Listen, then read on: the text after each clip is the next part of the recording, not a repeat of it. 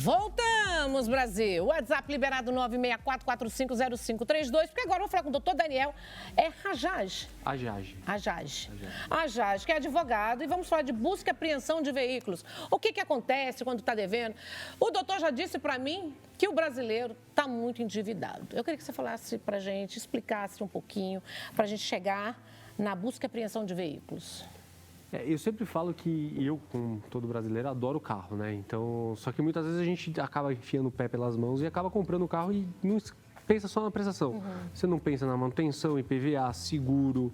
E a primeira coisa que acontece, aconteceu alguma coisa com o carro, você vai deixar de pagar a parcela para arrumar o veículo, para regularizar a documentação.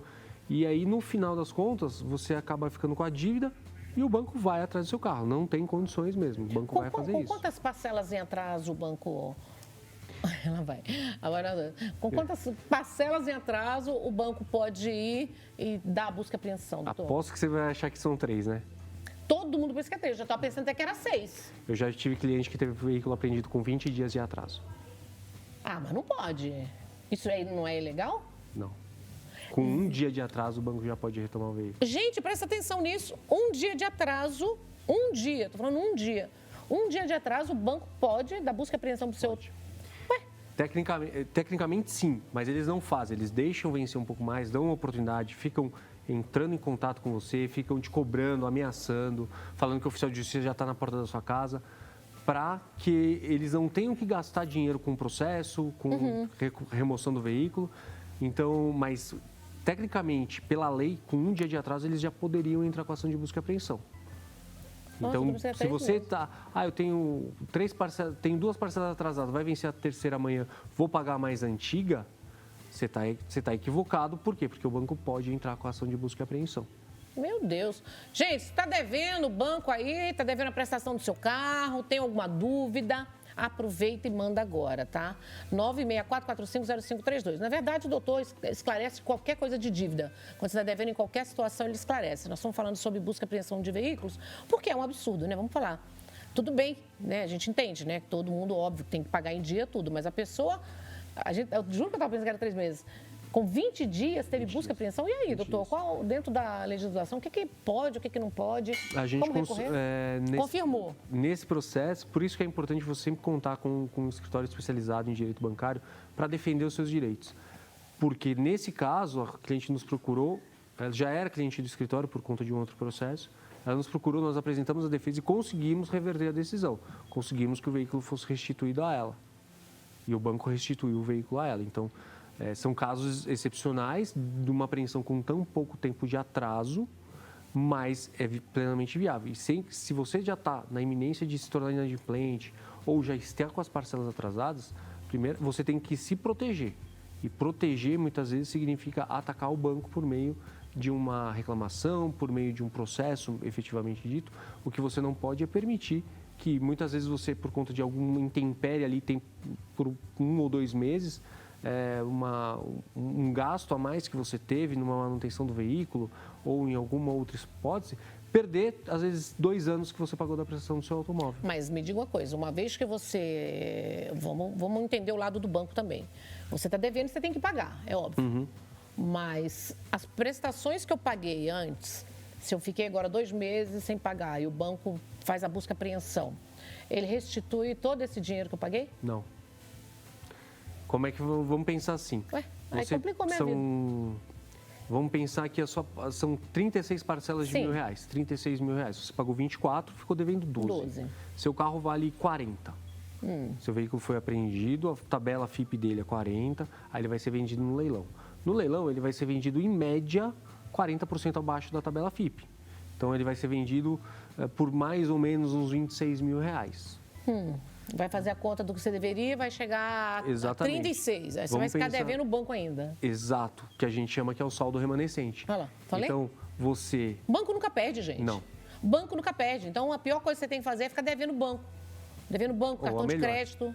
Ou a melhor, porque lá na frente a gente consegue fazer uma coisa legal. Mas aí esse negócio lá na frente são 5 anos. Não. Que a dúvida é que todo mundo fica esse negócio. Fiquei 5 anos sem pagar, tá com o nome sujo, mas 5 anos depois... De forma alguma. A gente, posso te exemplificar com outro cliente nosso. Ele estava com as prestações do veículo atrasadas desde fevereiro. Semana passada nós fechamos um acordo. A dívida dele estava em R$172 mil, mais ou menos. Nós fechamos um acordo porque ele quis fechar esse acordo, porque por mim eu teria segurado um pouco mais. Fechamos um acordo em R$37 mil para ele quitar o financiamento do veículo dele. Tá, mas aí entra nessa coisa que você tem que ter um advogado para negociar, para conversar. Sim. Mas essa pessoa também, gente, você não pode dar... É meu ponto de vista, doutor. Você não pode ficar dando um passo maior que a sua perna também. Se você está vendo, tem que fazer primeiro os cálculos, o que você vai dentro da sua capacidade, dentro do que você pode pagar também. Porque também, você disse para mim que o Brasil está qual percentual de pessoas devendo? Pelo meu último levantamento, um mês atrás, 40% da população estava com o nome sujo. 40% da população está com o nome sujo, gente. 40%. De todos os tipos de contrato. Um Sim. cartão de crédito, um empréstimo pessoal, lojas de departamento. Não exclusivamente para bancos. Mas, lógico, o banco quando a primeira coisa que você está precisando de dinheiro, você vai socorrer num banco, numa financeira, fazer um consignado, ficar super endividado. São as maiorias das dívidas. E os bancos, eles estão tentando resolver isso da melhor forma possível? Estão. Mas muitas vezes eles, por conta de travas sistêmicas, eles não conseguem fazer um acordo onde caiba no seu orçamento. Então, eles vão te exigir uma pressão maior do que você consegue honrar. Quanto tempo que eles tentam entrar em acordo, doutor? Quanto tempo depois? O acordo, eles já começam a te cobrar de N vezes, 30, 40, 50 ligações, quando você começa, tá ali, com 5 dias de atraso. Mas o acordo ele pode ser fechado a qualquer momento. Às vezes, com 3 anos de atraso, 2 anos de atraso, isso não tem problema. O importante é para o banco ele... resolver, né? Tentar resolver. O banco precisa fazer um giro do dinheiro. Depois de um determinado tempo, o banco ele vai vender sua dívida para uma outra empresa, por uma mixaria. Então, você deve R$100 mil, eles vão vender por R$10 a sua dívida. E essa empresa vai te cobrar, às vezes, R$5, R$6 mil, você vai achar que é um bom negócio. Ou eles vão jogar ali no prejuízo. Eles vendem a sua dívida? Eles vendem. Por isso que as pessoas falam, estão tentando negociar, não sei se é verdade, mas estão tentando negociar. Dívidas de 6, 7, 10, 15 anos atrás, você começou a receber ligação, são dívidas antigas que o banco vendeu para esses fundos de investimentos, que às vezes são empresas do grupo do banco, com outro nome, outro CNPJ, mas eles começam a te cobrar por dívidas de 15, 20, 30 anos atrás. Mas não tem esse negócio de caducar, doutor? De falar aqui que 5 anos? Sim, inclusive as dívidas com mais de 5 anos, as que estão prescritas, elas não podem sequer ser cobradas de forma administrativa. Eles não podem te mandar carta, eles não podem te ligar, eles não podem nem colocar ali no aplicativo do Serasa que você está devendo. Mas isso não é a realidade. Não é a realidade. Não é a realidade. Mas é por isso que a gente bate muito nisso nas nossas redes sociais. Para a gente alertar os consumidores que estão te cobrando por conta de uma dívida de 15 anos atrás, o banco está infringindo o próprio entendimento dos tribunais. Então, cabe a pessoa procurar os seus direitos, entrar com uma ação contra o banco e pedir para que suspenda essa cobrança e também um dano moral. E me diga uma coisa, se é 40% da população que está devendo, onde está o maior, tirando os bancos de dívida? Tirando os bancos? Tirando os bancos. Lojas de departamento. E nas lojas, funciona como? Porque a gente está falando dos banqueiros, que a gente sabe que os bancos vão tentar de tudo para... A negociação quem é um pouco facilita mais? Os bancos facilitam mais. O banco facilita mais. As lojas de departamento, elas são um pouco mais engessadas. Porque muitas vezes você comprou um determinado produto que tem um preço fixo, né? E aí? E aí... Com quanto tempo também, se não pagar, também começa a mesma situação? 2, 3 dias, 10 dias, você começa a ser cobrado. 10 dias, gente? E dependendo da loja, eles vão na sua casa pegar a sua geladeira. Fala isso, conta. É verdade? É verdade. É verdade. Ele pode. Mesmo se você pagou, por exemplo, comprou em 10 parcelas, se você já pagou 6, ele tem o direito de ir lá? Depende do que está no contrato. Se tiver no contrato uma cláusula de reserva de domínio, ou seja, você apenas tem a posse do bem, e no caso de não pagamento vão retomar o bem, é plenamente viável. Tem isso? Tem. Um contrato tem que ler, né? Tem Ninguém lê esses contratos que elas letram em miúda, né, gente? A verdade é essa, nem né? o advogado, às vezes, viu? Nem advogado? Quando o advogado então, se vai tiver lá isso na loja de escrito, pode ir lá e departamento. pegar a sua geladeira. Pode. Afe Maria, gente, o negócio complicou. Manda sua pergunta, se tem alguma dúvida aí, tá devendo? 40% do país está devendo. Tem dúvida? Aproveita e esclareça agora. Vamos lá? Boa tarde, Nani. Sou Marcos de Porto Alegre. Doutor, eu tenho um carro e há mais de 2 anos eu estou sem pagar a parcela. Eu consigo negociar todo esse tempo? Consegue. Qualquer dívida bancária, ela é negociável. Você já está com 2 tempos de atraso, você não vai não vou te orientar nem a procurar um refinanciamento, nem uma negociação parcelada com o banco. O ideal é fazer um planejamento para fazer a quitação do seu contrato. Com esse tempo de atraso, o banco ele vai dar um bom abatimento no seu contrato. Mas é importante você contar com um advogado da sua confiança para quê? Para que lá na frente você não fique com prejuízo interno dentro do banco e nem no Banco Central. E o nome fique restrito? Uma vez que paga, 2 anos devendo, se ele pagou agora, o nome fica restrito em algumas situações se você não pagar? O nome dele já deve estar negativado no SPC e no Serasa. Provavelmente já deve estar lançado também na lista negra dos bancos, ou registrado. Fala dessa lista negra dos bancos, que às vezes mesmo pagando, o seu nome está na lista negra dos bancos, né? O banco, todo contrato bancário, ele tem que ser obrigatoriamente informado para o Banco Central. Inclusive por uma questão de provisionamento, o banco tem que ter o que a gente chama de depósito compulsório, manter um dinheiro ali para uma eventualidade dentro do Banco Central. A partir de um determinado momento que você fica devendo, a sua dívida ela se transforma vencida, então os bancos já restringem um pouco o seu crédito. Isso só funciona para dívidas bancárias, tá? E depois de um tempo, a sua dívida de vencida vira um prejuízo. E ali acabou sua vida financeira. E ali você pode falar assim, não, mas daqui 5 anos está tudo tranquilo. Não, não está. Porque daqui 5 anos esse registro ainda vai estar lançado ali e você vai continuar sem nenhum tipo de crédito no mercado. E como tira esse nome dessa lista negra? Se você fez o pagamento e seu nome ainda está lá, eu sempre passo 4 possibilidades. Reclamação no site Reclame Aqui, reclamação no consumidor.gov, reclamação na ouvidoria do banco e anotar o número de protocolo e depois uma reclamação dentro do próprio Banco Central, que ele tem uma plataforma de reclamação. E para fazer essa reclamação no Banco Central, você precisa do número de protocolo, a data e o horário. E aí eles vão dar um prazo para o banco se manifestar. E o banco vai dizer, vou tirar ou não vou tirar. Se ele não tirar, aí Advogado. só via judicial. Só via judicial. Você já resolveu casos assim? Já. O banco, então, às vezes não concorda? Não. Deixa lá. Não. E uma vez que está nessa lista negra, você não consegue crédito para nada? Para nada. Nem para comprar um copo d'água. Sério? Trava, o banco X está falando para todo o mercado financeiro, olha, isso aqui me deu prejuízo, não dá crédito para ele. Só que pouca gente sabe as consequências de fazer um acordo mal assessorado para resolver a sua dívida. E a principal é essa, o lançamento lá dentro do Banco Central. Hoje as pessoas, quando buscam o seu escritório, qual é os maiores índices de casos que estão devendo? É para acordo, é para pagar, é para negociar, renegociar? A gente, hoje lá no escritório, a grande maioria das pessoas são as pessoas endividadas, que estão com os nomes restritos, as pessoas com parcelas do veículo atrasados, mas a grande maioria são principalmente servidores públicos que têm todo o salário comprometido com contratos consignados, empréstimos bancários, que eles estão superendividados. Que aí a gente utiliza a lei de superendividamento para renegociar todas as dívidas. E é um trâmite mais demorado, doutor? O superendividamento, sim. É um processo que ele leva aí, no mínimo, 5 anos e meio, 6 anos. Tudo isso? Porque quando você faz o parcelamento, você vai parcelar em 5 anos, 60 meses. Então, o processo vai estar correndo durante 6 meses. E a gente está acompanhando o processo para o nosso cliente. E no caso aí, se a pessoa, se de repente o carro estiver em algum lugar, eles têm como levantar o endereço, tudo, e vai buscar o carro? Vai fazer a busca e apreensão? Posso dar um outro spoiler aqui, que pouca gente sabe? A gente gosta de spoiler. Tem banco que na hora que você faz o financiamento obriga você a colocar rastreador. Rastreador? Mas isso não é ilegal? É. Claro que é ilegal, né? Imagina, o banco vai colocar um rastreador no seu carro? Em vez de eu te cobrar 3,49% de juros, coloca o rastreador que eu vou te cobrar 3,29%. Você vai achar que é um baita negócio. Só que para eles, né? Que vai saber onde está o carro, a localização. Mas por que eles estão fazendo isso? Para localizar, sabe onde está o carro, vai buscar. Porque não precisa mais de processo para buscar o carro. Agora é tudo administrativo, é tudo extrajudicial. Então vai o representante do banco, o representante do cartório, vai aonde está o carro, porque eles têm um localizador, eles têm a telemetria em tempo real do veículo. Então você mora aqui na Rede Brasil, mas você está na praia, você está lá no Guarujá. Eles vão buscar seu carro lá, por quê? Porque eles sabem que seu carro está ali. E aí, não tem nada como questionar na hora?